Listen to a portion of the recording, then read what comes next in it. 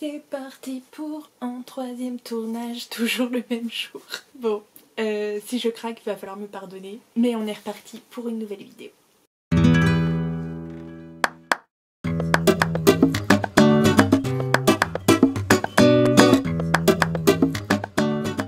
Bonjour à tous, je suis ravie de vous retrouver pour une nouvelle vidéo. Oui, je les enchaîne, mais j'avais tellement de choses à vous dire que voilà, il fallait que tout sorte le même jour. Alors j'ai quand même fait une petite pause parce que ma voix commence à partir un peu. Je suis allée me faire un thé parce que c'est le moment où on va papoter de chez papoter. Et alors je vous dis, je me suis fait un thé de la mort qui tue parce que j'ai trouvé une tasse pratiquement aussi grosse que ma tête. C'est un truc de fou. C'est un truc de fou. Bref, si ça intéresse quelqu'un, je vous dirai où je l'ai acheté. Mais franchement, je suis trop contente. Elle est toute simple, hein, franchement, il n'y a rien de fou. Mais par contre, elle est immense. Et alors, quand je me mets à travailler à l'ordinateur et tout, c'est un plaisir. Parce qu'en plus, sa forme garde bien. Est-ce qu'on serait pas pendant le téléachat, là? Alors, j'étais en train de vous dire... je suis fan de ma tasse, évidemment. Mais mon thé est enfin à la bonne température. Je confirme, c'est parfait. Du coup, on va pouvoir s'y mettre. Je vous accueille aujourd'hui dans l'écran noir de Vos Nuits Blanches, épisode 2, qu'on va couper en deux parties, tellement j'ai deux choses à vous dire. Oui, parce que si j'ai eu un petit down au niveau lecture, je peux vous dire que je me suis légèrement rattrapée sur le visionnage de séries et de films, mais surtout de séries. Alors si vous êtes prêts, accrochez vos ceintures, c'est parti. La première série que j'ai regardée est une série romantico-dramatique de 2020 qui est sortie sur Netflix, développée par Cheryl J. Anderson et adaptée des romans Sweet Magnolia de Cherry Wood. Je vous parle bien sûr de la série À l'ombre des magnolias. La saison 1 se compose d'à peu près 10 épisodes de 45 minutes et la série est toujours en production. On va y suivre notamment 3 amis qui sont meilleurs amis depuis l'enfance et qui vivent dans une petite ville. Et en fait, bon alors pour vous faire un gros résumé, les 3 femmes vont s'épauler du coup dans leur vie quotidienne pour mener, pour concilier en tout cas leur vie de couple, leur vie de famille, mais également leur carrière. Bref, elles envoient des vertes et des pas mûres. Hein. Je sais pas si c'est le karma ou si c'est... voilà, mais les 3 ont des vies pas top. Enfin, pas top. Il y en a une qui était femme au foyer à peu près, hein, on va dire ça, et qui est en plein divorce après que son mari se soit barré avec sa secrétaire ou son assistante, enfin un truc comme ça. Bref, très très jeune et enfin bon, je vous raconte pas tout. Donc voilà, période pas facile, elle est à la maison avec 2 enfants il me semble, qui eux traversent aussi une période pas cool, voilà, plein de divorces de leurs parents en plus, pas simple. Son histoire en tout cas elle, c'est comment elle va réussir à rebondir, voilà, après avoir consacré sa vie entre guillemets, voilà, à son mari, à sa famille, comment elle va pouvoir elle ressortir de tout ça, épaulée par ses 2 meilleures amies. Donc la deuxième est chef cuistot je crois, elle a son propre restaurant.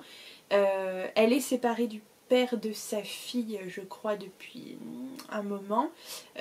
Apparemment l'histoire était pas très très cool non plus. Et puis la troisième du coup elle mène sa carrière d'une main de maître et tout machin, mais je crois que côté sentimental et familial c'est le désert un peu complet. Donc 3 personnalités très différentes mais qui s'accordent et qui vont se rassembler autour d'un projet commun. On va dire c'est une première saison, ça va pas révolutionner le genre, on est sur une série qui se déroule dans une petite ville du sud des États-Unis, voilà, une petite communauté, bref, un peu comme on en a l'habitude, donc sur ça c'est un schéma un peu classique, ça aborde des sujets pas forcément simples, ce que j'ai l'impression qu'on retrouve énormément, voilà, des trucs qui paraissent tout doudou et en fait qui abordent plein de trucs hyper durs, hyper compliqués quand même, très, enfin voilà, on n'a pas l'habitude, enfin moi j'ai pas l'habitude, c'est très étonnant, mais pourquoi pas après tout.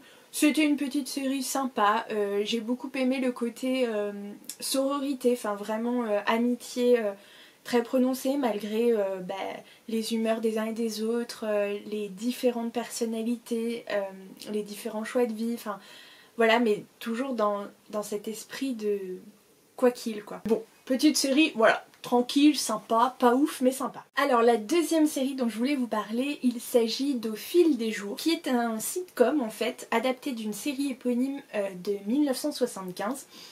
Puisqu'on apparemment on repart un peu sur le même principe mais avec une légère transposition, je vous explique tout de suite. Pour le coup cette version est diffusée depuis 2017, les 3 premières saisons sont disponibles d'ailleurs sur Netflix, la 4e qui je crois est encore en anglais est diffusée sur la chaîne Pop, mais je connais pas. Donc pour l'instant elle n'est pas encore disponible en VF, en tout cas pour l'instant. Donc ça équivaut à peu près à 42 épisodes et chacun équivaut à peu près à 25 minutes. On est sur des épisodes assez courts, donc ça c'est plutôt chouette. Le rythme est assez du coup soutenu. Et alors pour vous faire le pitch de départ, on va suivre en fait en gros une famille cubaine installée aux États-Unis bien évidemment. Donc on va suivre la famille Alvarez, en particulier la mère Pénélope, infirmière et qui est aussi vétérante de l'armée. Et elle a 2 enfants, donc une fille Elena et son fils Alex, du coup qui sont 2 ados. Ils vivent tous dans un petit appartement avec la mère de Loupé qui s'appelle Lydia. Je sais pas ce qui se passe avec les personnages de grand-mère que je lis ou que je vois en ce moment. Mais je suis fan, mais qu'est-ce qu'ils font à ces mamies pour qu'elles soient trop cool comme ça. Elle s'est enfuie de Cuba au moment...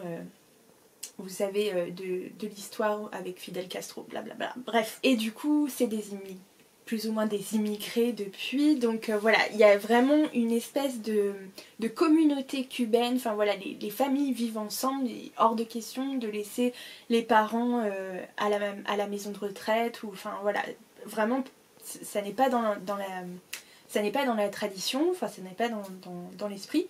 Donc voilà, ils vivent tous ensemble. Et aussi il y a des personnages, autres personnages, il y a entre autres le propriétaire de l'immeuble, qui est un Canadien immigré aussi, Schneider, donc voilà, qui est un peu loufoque aussi, enfin voilà. Bref, on est sur le genre de série, vous savez, quand j'ai commencé à regarder, je me suis dit, ah tiens, ça a un petit côté Ma famille d'abord, ou des trucs un peu comme ça, avec des sortes de sketchs, de blagues un peu potaches au début, enfin bref, voilà. Et alors, revirement de situation, on est en effet sur ce genre de série avec des épisodes assez courts, avec beaucoup d'humour, avec voilà, beaucoup de situations cocasses, enfin bref, super chouette, où je ris beaucoup, énormément voire. Et alors, en parallèle de ça, ça va aborder des sujets, genre la famille n'est pas épargnée quoi. On a de la dépression, du syndrome post-traumatique, de la dépendance du coup à la drogue, l'alcoolisme, l'homosexualité, tout un panel de choses. Voilà, vraiment des choses pas faciles. Il y a des épisodes qui sont hyper dramatiques. D'ailleurs, la fin de l'épisode, vraiment, tu enchaînes parce que il te faut la suite. Ce que je ne m'attendais absolument pas avec ce type en fait de sitcom, quoi. C'est impressionnant.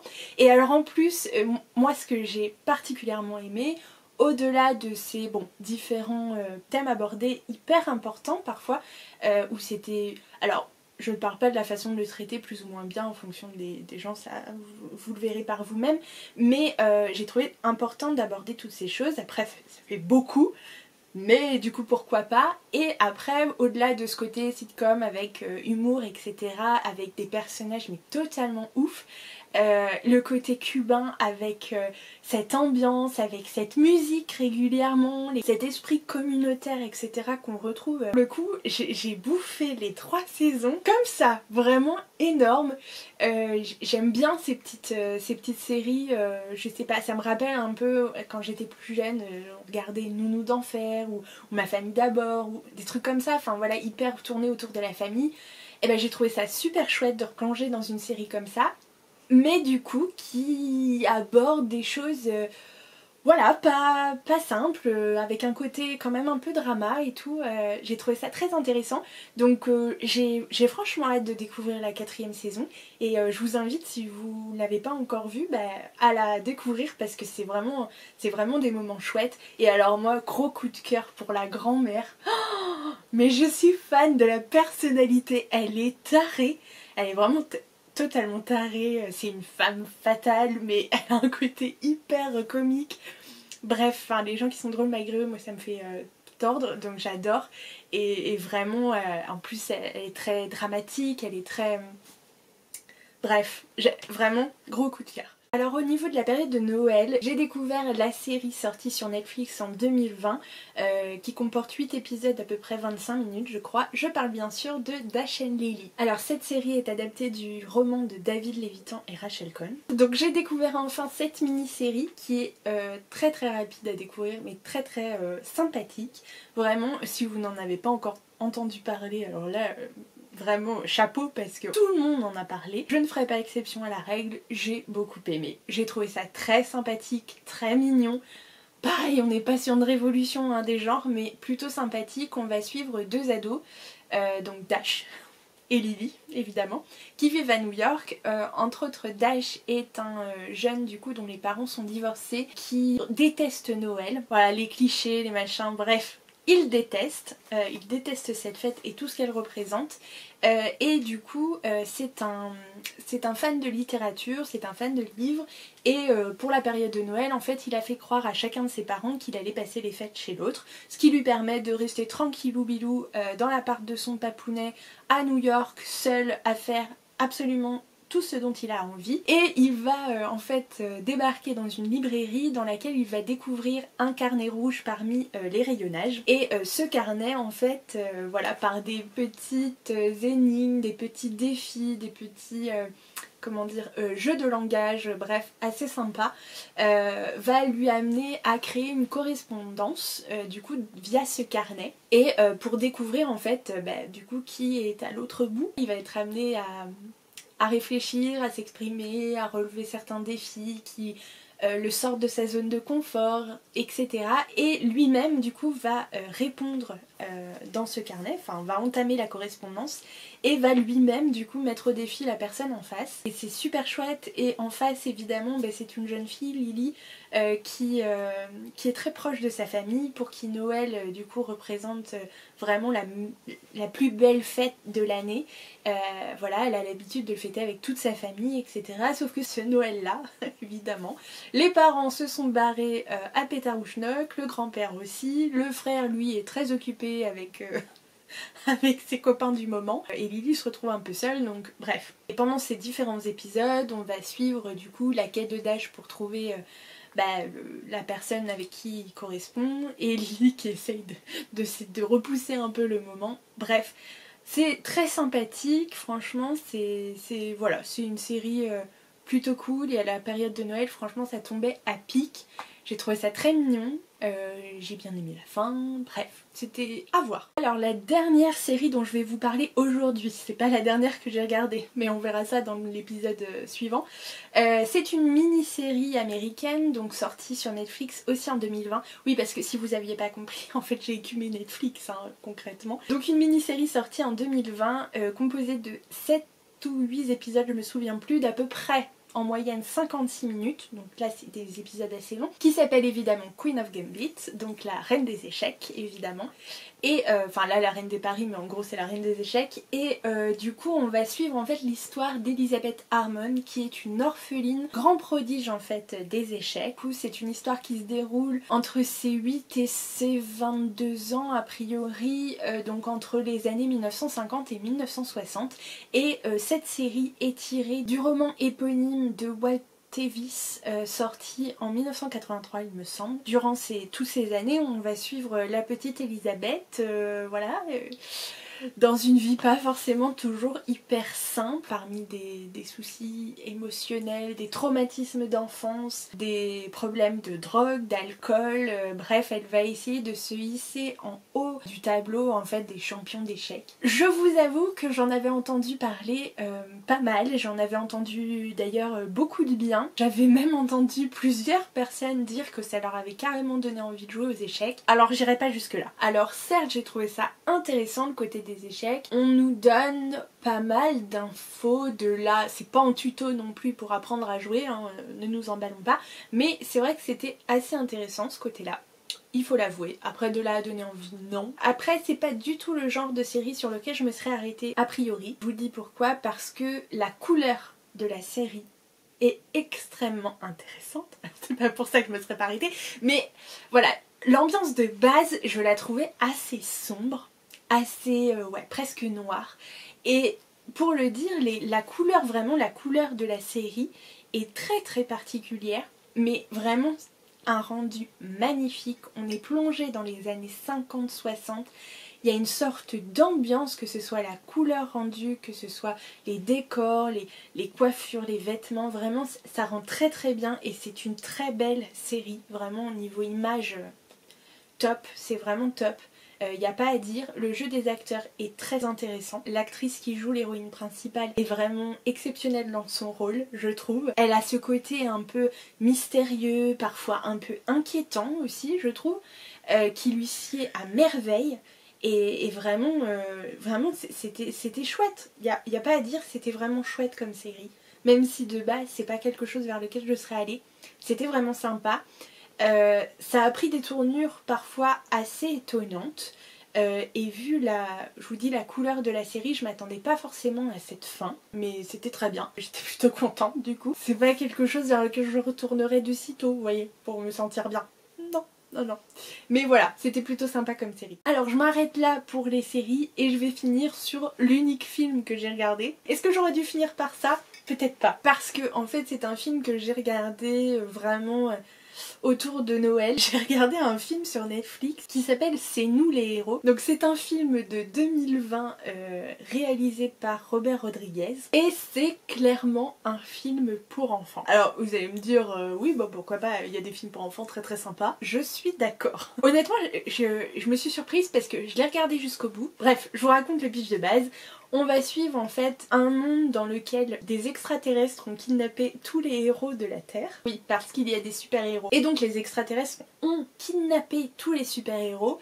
Et tous les super-héros ont évidemment des enfants qui présentent pour la majorité des super-pouvoirs également. Plus ou moins intéressant d'ailleurs. Et les enfants en fait vont décider coûte que coûte de s'allier et en gros de sauver la planète et surtout de sauver leurs parents. Vous vous doutez bien. Bref, c'est un film pour enfants mais je serais curieuse de savoir ce que les enfants en pensent. Parce que bon, y a le côté super-héros, le côté les enfants qui prennent un peu les choses en main, avec des pouvoirs ou non. Il y a tout un discours sur le fait du pouvoir en fait commun, collectif, ou des différents pouvoirs aussi, ce qu'on entend par là, enfin bref, de nos différents champs d'action. Enfin, il y a tout un langage autre, mais c'est vrai que ça c'était sympa. Après, le reste... Je sais pas, j'ai pas été particulièrement convaincue, hein, on va pas se le cacher.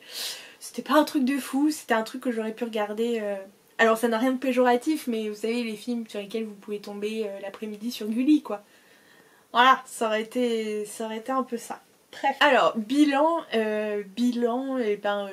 beaucoup de choses de regarder, du plus ou moins bien, pas de gros coups de cœur pour être honnête, sur cette première partie là en tout cas. On reparlera du coup des différentes séries, puisque là je vous ai parlé de 4 séries et un film. J'ai au moins encore 4 séries déjà à vous présenter pour le prochain épisode, donc restez connectés, l'épisode arrive probablement dès la semaine prochaine parce que je vais sûrement commencer d'autres trucs en parallèle, même si à mon avis je vais quand même me remettre un petit peu à lire, donc je devrais avoir encore un petit peu moins de temps. Je suis encore en vacances pour quelques temps a priori, donc si tout va bien, je devrais avoir pas mal de lectures et de séries à vous présenter.